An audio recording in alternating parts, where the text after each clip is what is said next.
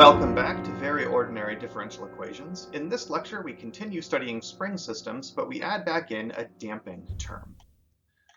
So remember that masses on springs satisfy this differential equation right here, where m is the mass of the object, k is a constant determined by the spring, capital F is a forcing function that only depends on the parameter t, and this middle term c is the damping constant.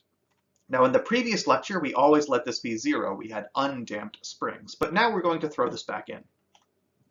The complementary equation, my double prime plus cy prime plus ky equals 0, therefore has solutions according to solving for roots of the complementary polynomial. So we've got this differential equation, and the constant c is the damping constant. It was presumed to be positive. Now when c is large, that means there is a large force that opposes velocity. This could represent, for example, moving through a very viscous medium. It is very difficult to move. But when c is small, there's a very small force that opposes velocity. Air resistance, for example, the medium we're moving through is relatively easy to move through. But how are we going to find solutions to this complementary equation? Well, we have to find the roots of the complementary polynomial. mr squared plus cr plus k equals 0. And there's three really fundamental cases. When I apply the quadratic formula, there are three things that could happen. C squared minus 4mk could be positive, 0, or negative. And each of these cases really determines what solutions to the complementary equation look like. As a first case, let's suppose that c squared minus 4mk is positive. This can be viewed as saying c is fairly big. C squared is bigger than 4mk.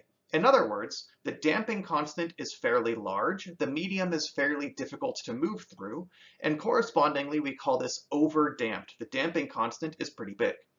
Well, c squared minus 4mk being positive would mean that the complementary polynomial has two distinct roots. Therefore, solutions to the complementary equation are a sum of two distinct exponential terms, where those exponents are exactly the two roots of the complementary polynomial.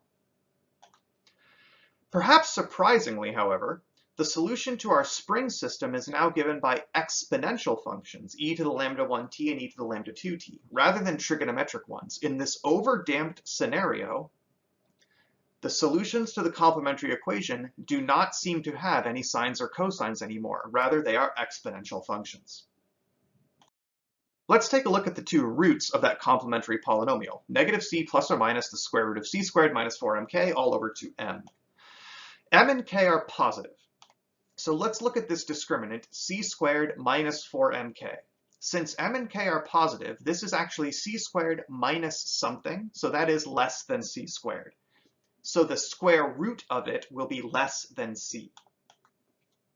But in this overdamped case, we have assumed that the discriminant is positive. Combining these two observations, negative c plus this square root is bigger than negative c because it is negative c plus an actual positive number. However, since c squared minus 4mk is not as big as c squared, this square root is not as big as c, and therefore negative c plus it is not as big as 0. So when I take the plus sign here in the numerator is in between negative c and 0. But for very similar reasons, if I have negative c minus this thing, since I subtracted something, I am in fact less than c, but I subtracted something that was not yet as large as c, so I haven't gotten as negative 2c. Specifically, however, both lambda 1 and lambda 2 are negative. 2m is positive, but my numerator in both cases is negative. One of the roots will actually be less than 0 over 2m. The other will actually be less than negative c over 2m. But both roots are negative. So if a spring system is overdamped, where c squared is bigger than 4nk, the solutions in general are given by this sum of two exponential terms, where the two roots are not the same and they're both negative. Remember that the equilibrium displacement corresponds to y being 0. Does our system ever reach equilibrium? Can I ever get 0 equals c1 e to the lambda 1t plus c2 e to the lambda 2t? This would happen when one of these exponential terms is negative the other one. We've determined then that our overdamped system will reach its equilibrium position if I can find a t that solves this expression right here. But the exponential terms are always positive, regardless of the fact that lambda 1 and lambda 2 are negative. E to the lambda 1t and e to the lambda 2t are definitely positive. So I have c1 times a positive number equals negative c2 times a positive number. So if c1 and c2 are both positive, or if they're both negative, there cannot possibly be a solution here. Also, we're assuming we don't have the steady state trivial solution of just 0. In other words, c1 and c2 are not both 0. So if one of them happens to be 0, the other one can't be, and again, there will be no solutions. So if both c1 and c2 are positive, or if they're both negative, the system cannot ever reach equilibrium. If both c1 and c2 are non-zero but have opposite sign, however, if one of them is positive and one is negative, we can solve for t. Okay, solving this expression for t is not terribly difficult. It will be the log of negative c2 over c1 over lambda 1 minus lambda 2. We already know lambda 1 is not equal to lambda 2, so this division is fine. And here we see again pretty explicitly that c2 and c1 cannot have the same sign. Otherwise, I would have a negative number inside my logarithm. That would be bad. So in order for there to be a solution, c1 and c2 have to have opposite sign. Neither one of them can be 0. And we already know that lambda 1 is not equal to lambda 2. So an overdamped system either never reaches equilibrium, or there is a unique t that reaches equilibrium. Here, if we can solve this, there is one solution. So an overdamped system might never reach equilibrium, or maybe it does only once. We have established, remember, that lambda 1 and lambda 2 are negative. So regardless of what c1 and c2 are, what we do find is that our solution y of t, if I take the limit as t approaches infinity, well, c1 and c2 are just constants, but these exponentials have negative exponents because lambda 1 and lambda 2 are both negative. Therefore, they both go to 0. So the overdamped system may or may not ever reach equilibrium, and if it does, it only does so for one particular time. However, as t goes to infinity, it definitely approaches the steady state of y equals 0. Let's now turn our attention to underdamped systems. So what if c squared minus 4mk is negative? In this case, the complementary polynomial will have this complex conjugate pair of roots. So if I let omega be the square root of 4mk minus c squared over 2m, and lambda be negative c over 2m, our solutions are exactly lambda plus or minus omega I. In other words, our complementary equation has general solutions of the form c1 e to the lambda t cosine omega t plus c2 e to the lambda t sine omega t. So here's the general solution to our underdamped system. Does an underdamped system ever pass through equilibrium? Well, that would correspond to y being 0. In other words, our cosine term is exactly the opposite of our sine term. We can divide out e to the lambda t. It's never 0, so divide both sides. If either c1 or c2 is 0, then there's definitely infinitely many solutions. For example, if c1 is 0, then all I need to do are find times t where this sine is 0, and I will have 0 equals 0. Is the sine curve ever equal to 0? Yes, infinitely many times. Similarly, if c2 is equal to 0, I would just need the cosine term to be 0, and that also happens. If both are not 0, however, I'm looking for times t for which the tangent of omega t is negative c1 over c2. Regardless of whether c1 and c2 are positive or negative, if that's just some real number, there will be infinitely many times for which the tangent of omega t is that particular value. So no matter what, our underdamped spring will pass through its equilibrium position infinitely many times. So here's our general solution to an underdamped system. We just determined that it does pass through equilibrium infinitely many times, but what happens as t goes to infinity? Well, lambda was negative c over 2m. The damping constant was positive, and m is positive, so lambda is negative. So as t goes to infinity, this exponential goes to 0, as does this one, regardless of these cosines here, or sines. Therefore, as t goes to infinity, y of t definitely goes to 0. An underdamped system also approaches the steady state of 0. Finally, let's discuss critically damped systems. Let's assume c squared minus 4mk is exactly 0. This is called the critically damped system. Therefore, the complementary polynomial has a double root, lambda equals negative c over 2m. Therefore, we know that solutions to the complementary equation are given by c1 e to the lambda t plus c2 times t e to the lambda t. So here is our general solution to the critically damped system. What about its equilibrium? Does this ever pass through equilibrium? Again, the exponential terms can never be 0. So if c2 happens to be 0, then here I have a non-zero constant, because remember they're not both going to be 0. So if c2 is 0, c1 isn't, and this exponential is never 0. So if c2 is 0, it definitely never passes through its equilibrium. But if c2 isn't equal to 0, then I just need to solve this for t. If t is negative c1 over c2, well then, c2 times that will exactly cancel out that term, and there is exactly a unique time t for which it passes through equilibrium. So there will always be one solution. It might correspond to a negative value of t. If c1 and c2 are both positive, or if they're both negative, this value of t might be negative and therefore not really be a realistic solution. But there is always one solution t for which this critically damped system will pass through its equilibrium. So critically damped systems pass through equilibrium at most once. If c2 is 0, it never does. If c2 isn't 0, but c1 and c2 have the same sign, there will be a unique solution, but it might be a negative value of t and not really happen. Otherwise, if c1 and c2 have opposite sign, there will be a unique positive time at which the system passes through its equilibrium. Now here was our general solution.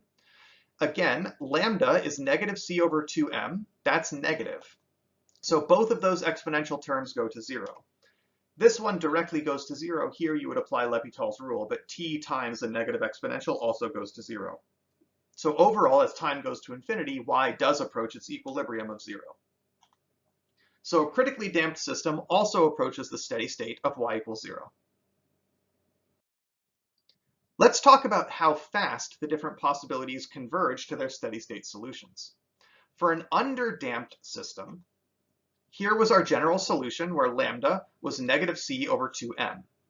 That exponent controls how fast we converge to our steady state. So it converges to 0 at a rate comparable to e to the lambda t. It will also pass through its equilibrium infinitely many times. But for a critically damped system, we had that same lambda, negative c over 2m.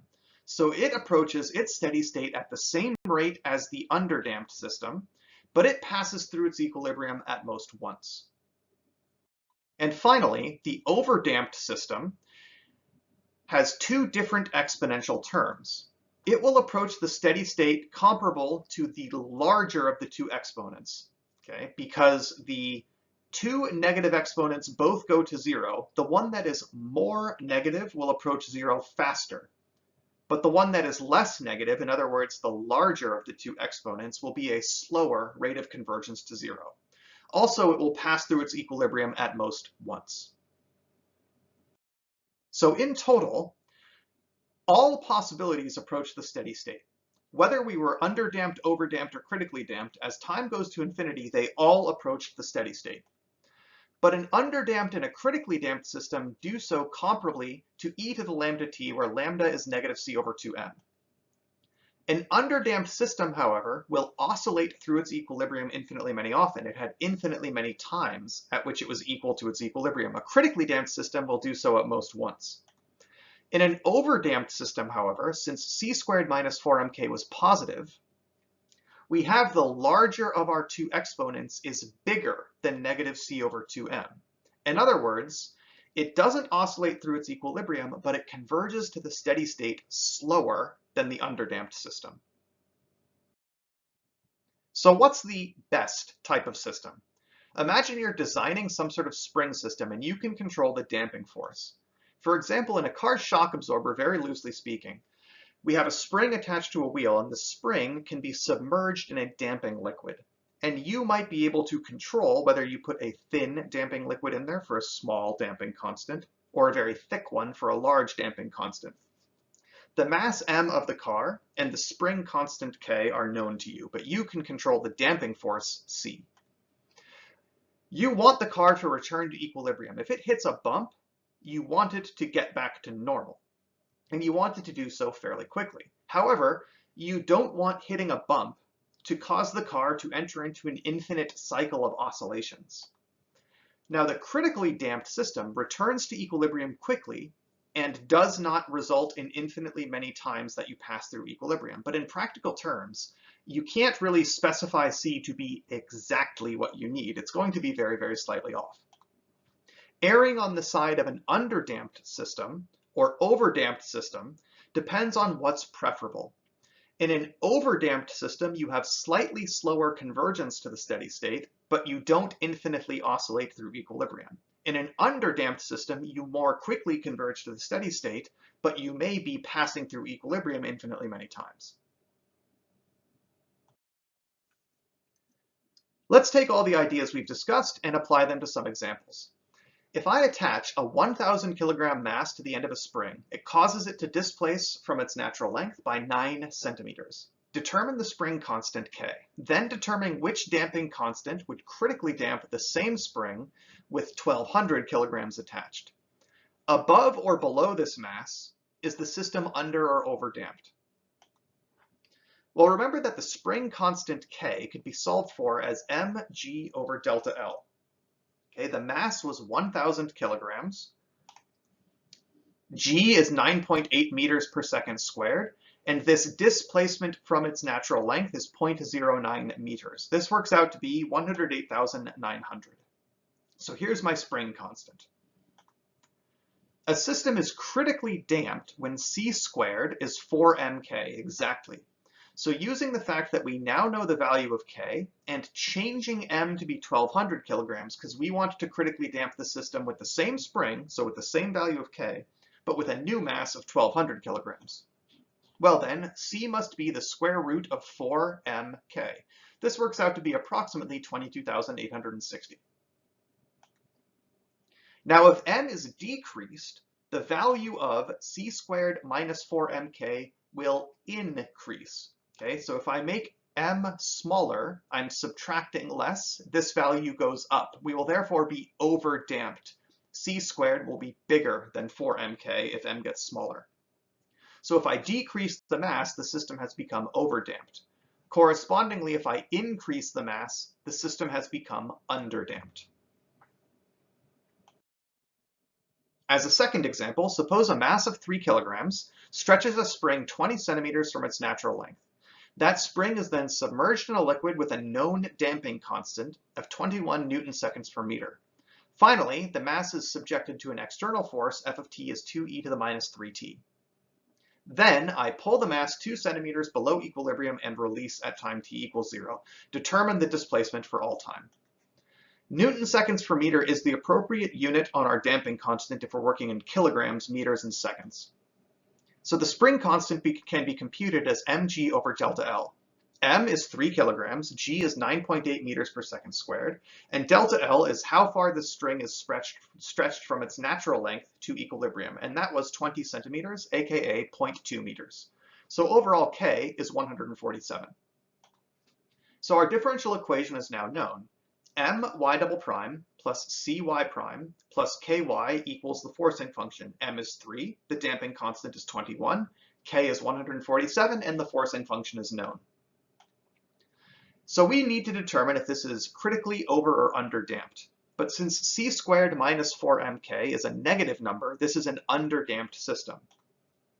The complementary equation has a fundamental set of solutions given by these exponential times trigonometric terms in the underdamped case.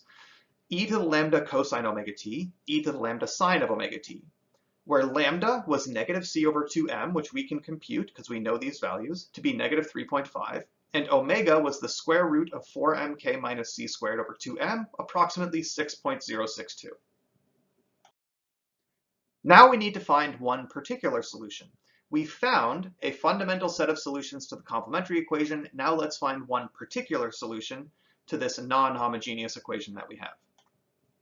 -3 is not a root of the complementary polynomial. We're in the underdamped case, so the complementary polynomial has a complex conjugate pair of roots. -3 is a real number. It's not a root of the complementary polynomial. Therefore, e to the minus 3t does not solve the complementary equation, so we can use the method of undetermined coefficients. We're just going to set y sub p to be some unknown coefficient a times e to the minus 3t. Then I can compute y prime and y double prime very quickly and throw it into the differential equation. We'll end up with 27a e to the minus 3t minus 63a e to the minus 3t plus 147a e to the minus 3t should be our desired result of 2 e to the minus 3t. Therefore, 27a minus 63a plus 147a should equal 2, or a should be 2 over 111. Therefore, our particular solution is just a, 2 over 111, e to the minus 3t. Therefore, solutions to our differential equation must be a linear combination of our fundamental set of solutions to the complementary equation, plus the particular solution we just found. Now we can throw our initial conditions into the mix. Our initial displacement was 2 centimeters below equilibrium, or negative 0.02 meters. So throwing t equals 0 and y of 0 equals negative 0.02 allows us to solve that C1 is approximately negative 0.03802. Now here was our solution. We have determined the value of C1, but let's go ahead and take a derivative. So if you take a derivative of y of t, you'll end up with this expression here. And we released the object from rest. In other words, y prime of 0 is 0. So plugging in y prime equals 0 and t equals 0 simplifies everything down to 0 is equal to c2 omega plus c1 lambda minus 6 over 111. We already solved that c1 is approximately negative 0.03802. Lambda we already know to be negative 3.5. And omega we already know to be approximately 6.062. This allows us to solve for C2 approximately 0.01303. Now that I know the value of C1 and lambda and C2 and omega, we can say our solution is exactly given by approximately, always using 4 significant figures, negative 0.03802 e to the negative 3.5t times the cosine of 6.062t plus 0.01303 e to the negative 3.5t times the sine of 6.062t plus 2 over 111 e to the negative 3t. As a third example, suppose we have a mass m, a spring constant k, an external force given by this sum of cosines and sines, specifically where omega naught is the natural frequency of the free undamped system. If the system begins at equilibrium and is damped with a constant damping force, determine the displacement for time going to infinity. Well, the natural frequency of the free undamped system was given by the square root of k over m, and k and m are known to us in this problem.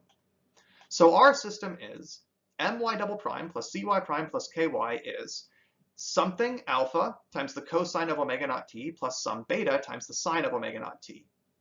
Assuming c isn't 0, our forcing function is not going to be a solution to the complementary equation.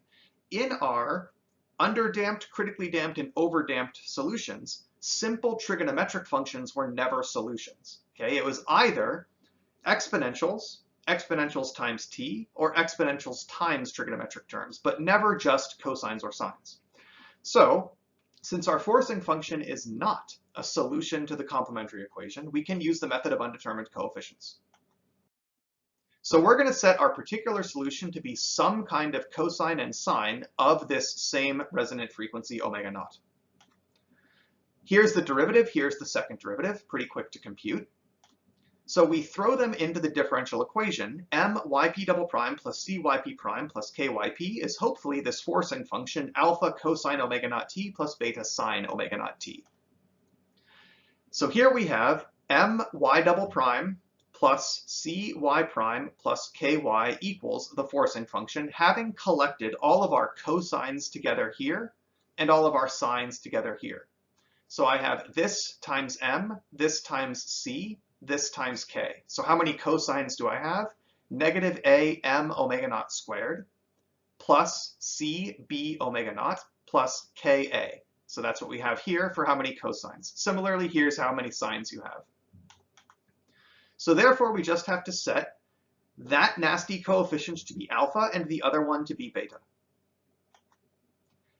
Note that m times omega naught squared is exactly k. Okay, so remember that omega naught was the square root of k over m. So omega naught squared is k over m. So m times omega naught squared is exactly k. Then we can solve that BC omega naught should be alpha.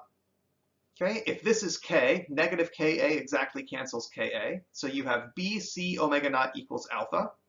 Similarly here, m omega naught equals k, so this is negative kb, exactly cancels that. So negative AC omega naught should equal beta. But beta, omega naught, and c are presumably all known for us. All we need to do is solve for capital A and capital B. So we have found a nice explicit particular solution. A cosine omega naught t plus b sine omega naught t, where capital A and capital B were solved to be exactly these two terms right here. The solutions to the complementary equation will now depend on whether the system is underdamped, critically damped, or overdamped.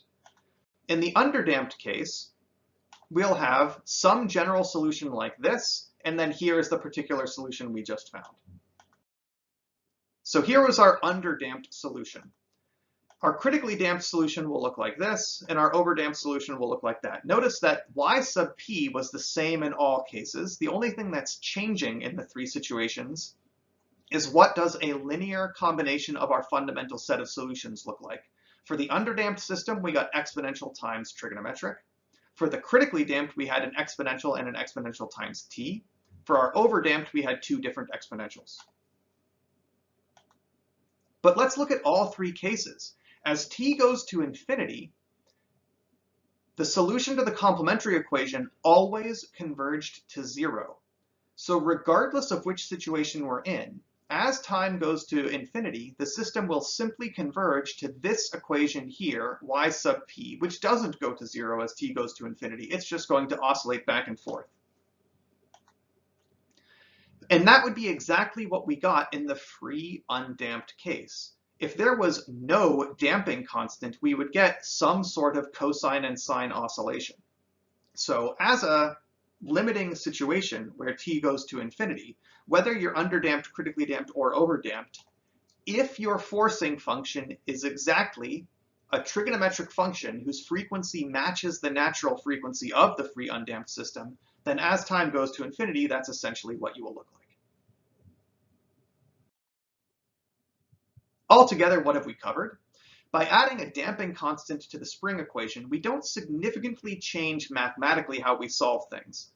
We still have a second-order linear system with constant coefficients. But different values of the damping constant could lead to different behavior.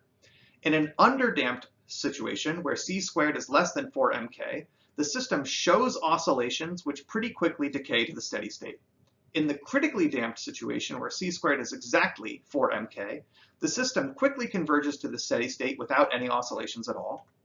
And in the overdamped situations, there are no oscillations, but the convergence is a bit more slow. The convergence to the steady state happens slightly more slowly than in the critically or underdamped case.